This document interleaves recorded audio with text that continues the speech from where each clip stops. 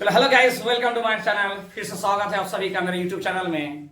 आज हम लोग बात करेंगे क्लास 12 का द मोस्ट इंपॉर्टेंट टॉपिक। क्या सब तैयार है? है ना तैयार? चलिए आज हम लोग बात करेंगे फिजिक्स का पांचवा अध्याय यानी चैप्टर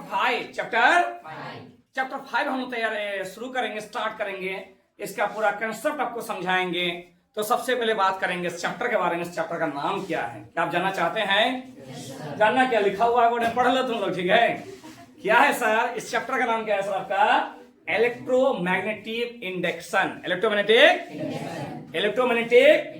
खाना बनाने वाला इंडक्शन नहीं है। कोई समझेगा सलाह तो खाना बनाने वाला इंडक्शन है, ऐसा बात नहीं है, समझे? ये पढ़ने वाला इंडक्शन है, समझे? इंडक्शन कुकर लेके दौड़ तो फिर तो ये चैप्टर ही है, ठीक है? ऐसा बात नहीं है। इलेक्ट्रोमैग्नेटिक इंडक्शन, इलेक्ट्रोमैग्नेटिक, इसे हिंदी में कहते हैं विद्युत चुम्बकीय प्रेरण। विद्युत चुम्बकीय। चलिए इसके बारे में मैं आप लोगों को बताऊंगा। और इस चैप्टर के बारे में कोई लंबा चैप्टर नहीं है, बहुत इंपॉर्टेंट चैप्टर है और है बहुत छोटा चैप्टर, ठीक है? तो सबसे पहले जो कंसेप्ट आता है कि विद्युत चुम्बकीय प्रेरण, इसके बारे में आप लोग क्लास 10 में पढ़ चुके हैं। पढ़े कि नहीं पढ़े हैं?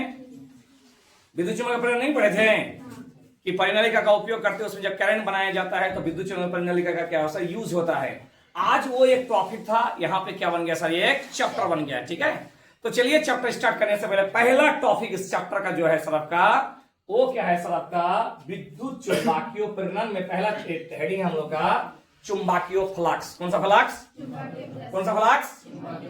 फ्लक्स? चलिए छतरी दिए तो समझाते हैं। वाह, दिस कॉलेज क्या है? अम्ब्रेला। क्या है? बंगाल में एक अम्ब्रेला का इंग्लिश स्पेलिंग लेके बहुत बवाल मचा था, याद है कि नहीं है? तो ये अम्ब्रेला, ठीक है? तो चलो ये क्या है? एक छतरी है। क्या है ये? छतरी तो है रे, कोई बैगन थोड़ी है ये। क्या है ये? छतरी है। ये छतरी का जो सरफेस एरिया दिख रहे हैं ना, ये सरफेस एरिया देख रहे हैं, ये जो एरिया देख रहे हैं छतरी का, ये मान के चलो एक चुंबकीय क्षेत्र है। क्या है सर ये? अरे इधर देखो, क्या है सर ये? चुंबकीय। ये चुंबकीय क्षेत्र, जब इसमें छतरी के ऊपर लंबवत बारिश गिरेगा, किसमें? इसके लंबवत, टेढ़ा नहीं, विकलन टाइप का नहीं, क्या होगा? एकदम परपेंडिकुलरली बारिश होगा और इस छतरी के एरिया में जितना बारिश गिरेगा उसे उसका कहेंगे सर चुंबकीय फ्लक्स। क्या कहेंगे उसे? किसी चुंबकीय क्षेत्र के लंबवत गुजरने वाले चुंबकीय बल रेखा की संख्या को क्या कहेंगे? चुंबकीय फ्लक्स। आप मान के चलो बारिश हो रहा है, हो रहा है कि नहीं हो रहा बारिश?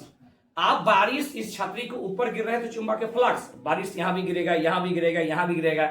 ऐसा थोड़ी है कि सिर्फ छतरी के ऊपर गिरेगा, तो सबको चुंबकीय फ्लक्स नहीं कहेंगे। किसको कहेंगे?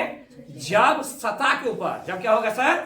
चुंबकीय क्षेत्र के ऊपर जब क्या होगा सर? बारिश होगा या चुंबकीय क्षेत्र के लंबवत बल रेखा गुजरेगा तो उसे कहेंगे सर हम लोग फ्लक्स। समझ में आया? इसको रख देते साड़ी में, देखो फ्लक्स। चुंबकीय फ्लक्स क्या है सर? चुंबकीय क्षेत्र के लंबवत गुजरने वाले चुंबकीय बल रेखा की संख्या को क्या कहेंगे? चुंबकीय फ्लक्स, ठीक है? चलो शादी ब्याह देखिए आप लोग। आदमी का तुम लोग तो शादी नहीं की हो, लेकिन शादी देखा कि नहीं देखे हो? तो शादी का देखो कि बूंदिया बनाएगा। क्या बनाएगा? लदबुदिया। क्या बनाएगा? बूंदिया, ठीक है? तो बूंदिया बनाने वाला कारीगर जो रहेगा ना, पहले तेल को क्या पूरा तरह से गर्म करेगा, एक इस तरह से छुन्नी टाइप का रहेगा, देखो ना। उसमें क्या होगा सर? यहाँ पे जो आपका बेसन होता है, बेसन को आपका बना के यहाँ रखेगा और यहाँ पे टप टप करके 90 डिग्री करके एक छोटे गिरेगा बूंद, ठीक है? गोल गोल क्या बनेगा? बूंदिया बनेगा। अगर किसी तरह से बेसन पतला हो गया, ठीक है, पतला पैखाना करना, ठीक है, तो बूंदिया क्या होगा? त्रिभुजा का, चतुर्भुजा का, लंबा, भीड़, माने कोई रूप ही नहीं रहेगा बूंदिया का, समझे? क्योंकि उसका जो है बेसन वो क्या हो गया सर? थोड़ा पतला हो गया सर, ठीक है? तो खैर हम लोग डिफिनेशन में आते हैं। कहते हैं चुंबकीय फ्लक्स, मैग्नेटिक फ्लक्स फाई, चुंबकीय क्षेत्र में किसी सतह के लंबवत गुजरने वाले चुंबकीय बल रेखा की संख्या को उस सतह पर चुंबकीय फ्लक्स फाई कहते हैं। क्या कहते हैं? चुंबकीय क्षेत्र बी एवं सतह क्षेत्रफल ए के अदिश गुना क्या होते हैं? कौन सा गुना होता है? इसका मतलब ये क्या हो गया सर? चुंबकीय फ्लक्स सदिश राशि है कि अदिश राशि है? अदिश राशि है। इसमें क्या होगा? केवल क्या होगा? परिमाण। क्या दिशा होगा? दिशा होगा? कभी दिशा नहीं होगा। तो तुमको क्वेश्चन कर सकते हैं कि बताओ चुंबकीय फ्लक्स सदिश राशि है या अदिश राशि? तो क्या बोल क्या होगे? अदिश राशि। क्या बोलोगे? अदिश राशि। अब आदेश गुणनफल के रूप में परिभाषित किया जाता है। अब आता फाई, फाई को क्या कहेंगे? चुंबकीय फ्लक्स। फाई को क्या कहेंगे? ये B dot A, B dot A, और डॉट का मतलब होता है cos थीटा। डॉट का मतलब क्या होता है? डॉट का मतलब क्या होता है? अब क्रॉस रहता है तो क्या होता है? Sine theta. ठीक है, तो बी डॉट ए बराबर बी ए cos थीटा, बी ए cos थीटा। अब थीटा क्षेत्र बी और ए के बीच का कोण है। थीटा क्या है? बी और ए के बीच का कोण है। ठीक है, फाई एक अदिश राशि है। फाई क्या है? एक अदिश राशि है। इसका ऐसा मतलब क्या है? वेबर। क्या है? क्या है? इसको कहते हैं डब्ल्यू बी। क्या कहते हैं इसे? संकेत क्या है? इसको समझ लेना, वेस्ट बंगाल नहीं बोलते ना। ठीक है, डब्ल्यू बी से वेस्ट बंगाल भी होता है। जो 36 नंबर होता है ना, डब्ल्यू बी लिखा रहता है। ठीक है, तो ऐसा नहीं कि ये डब्ल्यू बी मतलब वेस्ट बंगाल नहीं। क्या होता है? वेबर। क्या होता है ये? अब वेबर हो गया सर एस आई, तो सीजीएस क्या हो गया सर? मैक्सवेल। क्या है सर? एक ऑस्ट्रेलिया का खिलाड़ी था ग्लेन मैक्सवेल, नाम सुने हैं? वही नाम है क्या? नहीं, अलग है। ठीक है, मैक्सवेल।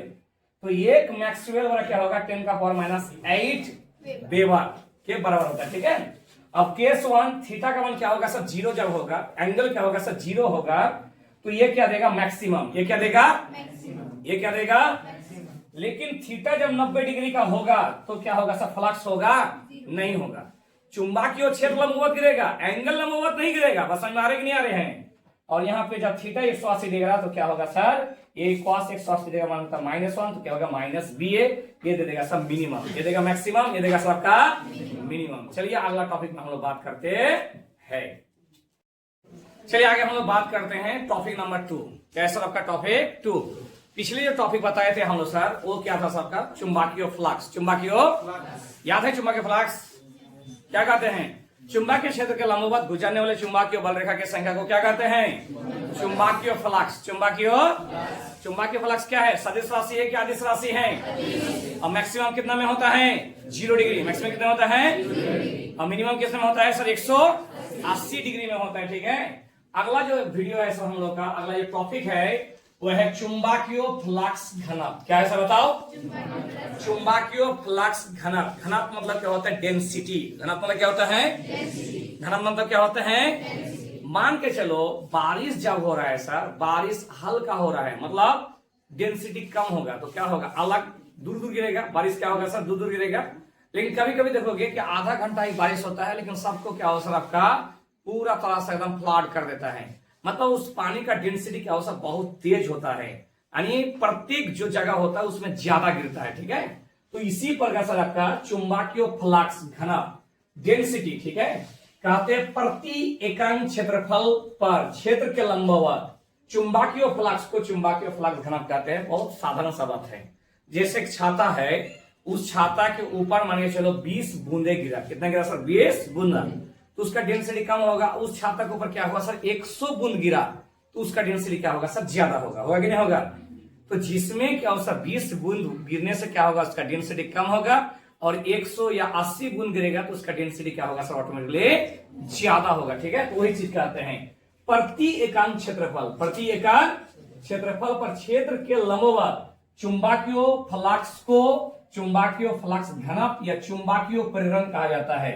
इसे चुंबकीय फ्लक्स घनत्व भी कहते हैं या चुंबकीय प्रेरण कहते हैं। ठीक है, अब जो होता है बी जो होता है 5/a, बी का ए से मतलब क्या होता है? वेबर। क्योंकि चुंबकीय फ्लक्स का क्या होता है? वेबर। क्या होता है? और यहाँ पे नीचे क्या हो जाएगा सर? Metre square. क्या हो जाएगा? मीटर क्या हो जाएगा? स्क्वायर। अब नेक्स्ट जो टॉपिक है हम लोग का 3 नंबर जो टॉपिक हम लोग पढ़ेंगे सर, वो खुद क्या है सर? आपका वो आपका क्या है सर? हम लोग का चैप्टर है। क्या है?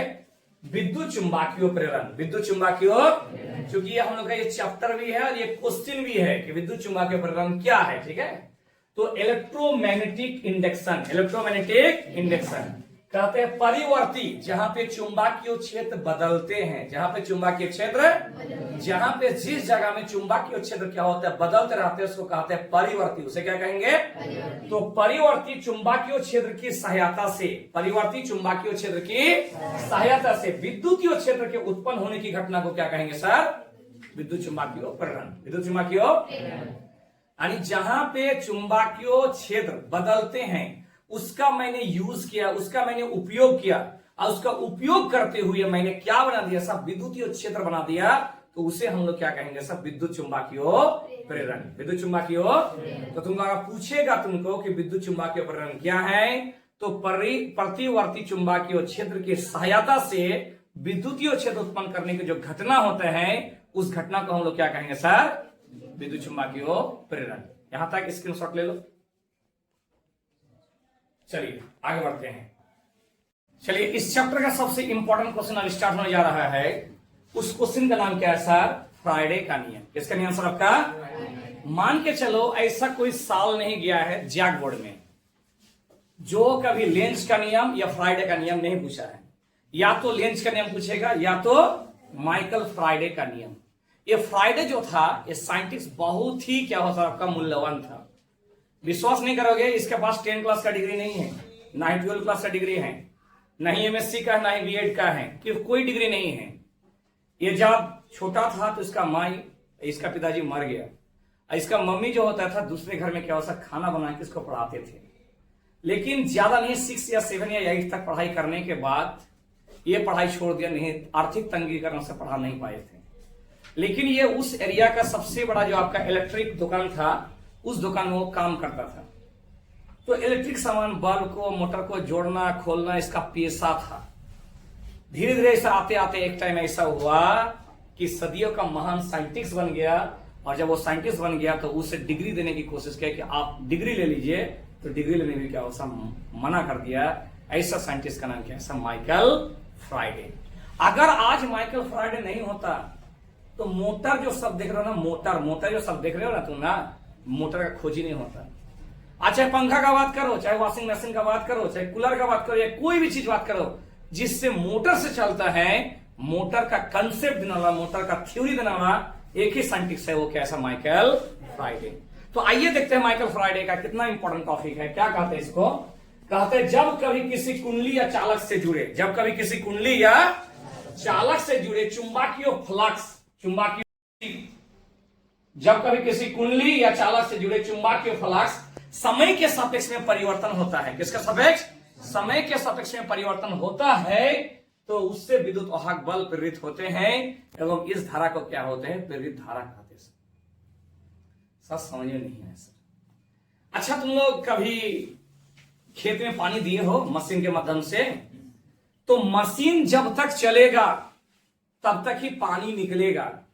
मशीन चलना बंद हो गया, पानी निकलना बंद हो गया। ऐसा होता है कि मशीन बंद करने के बाद पानी निकलेगा? नहीं होता है। अच्छा कभी सरसों पिराने गए हो तुम लोग? सरसों पिराने गए हो? तो जब सरसों को ऊपर में डालता है, धीरे धीरे निकालता है, तो उससे क्या होता चलता है मोटर, और उससे क्या होता तेल निकलता है। ये तेल तब तक निकलेगा जब तक वहां पे सरसों रहेगा।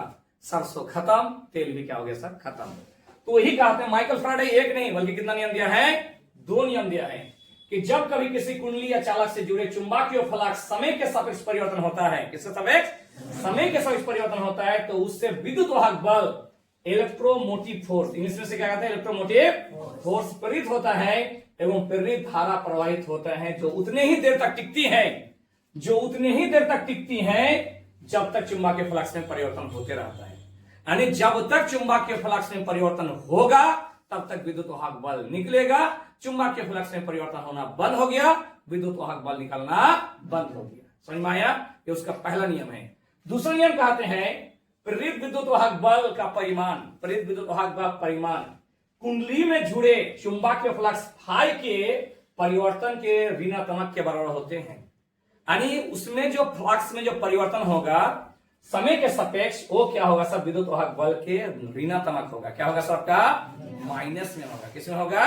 माइनस में। क्या कहते हैं? प्रेरित विद्युत वाहक बल का परिमाण कुंडली से जुड़े चुंबकीय फ्लक्स फाई के परिवर्तन की दर के ऋणात्मक के बराबर होते हैं, अर्थात E बराबर minus D phi by D T, D phi by D T. यदि कुंडली में फेरों की संख्या n हो, क्या हो? n हो, बड़ा n हो, तो E बराबर क्या हो जाएगा, minus n D phi by D T. ये था माइकल फ्राइडे का नियम। और एक बार समझ लो, कहते हैं जब कभी किसी कुंडली या चालक से जुड़े चुंबकीय फ्लक्स समय के सापेक्ष में परिवर्तन होता है, तो उससे विद्युत वाहक बल प्रेरित होते हैं, प्रेरित धारा प्रवाहित होते हैं। ये उतनी ही देर तक टिकेगी जब तक उसमें फ्लक्स में परिवर्तन होते रहेंगे। फ्लक्स में परिवर्तन होना बंद हो गया, धारा निकालना बंद हो गया। ठीक है। और 2 नंबर क्या कहते हैं, फ्लक्स में परिवर्तन की दर हमेशा ऋणात्मक के बराबर होता है। यदि उसमें क्या होता है फिर के संग यदि n हो तो e बराबर minus N D phi by D T. यदि वीडियो अच्छा लगे आप लोग को तो क्या करना है, लाइक करना है, शेयर करना है, और भरदाम क्या करना है सर आपका सब्सक्राइब बढ़ाना है। ठीक है, चलिए लगे रहे। ठीक है, धन्यवाद सभी का।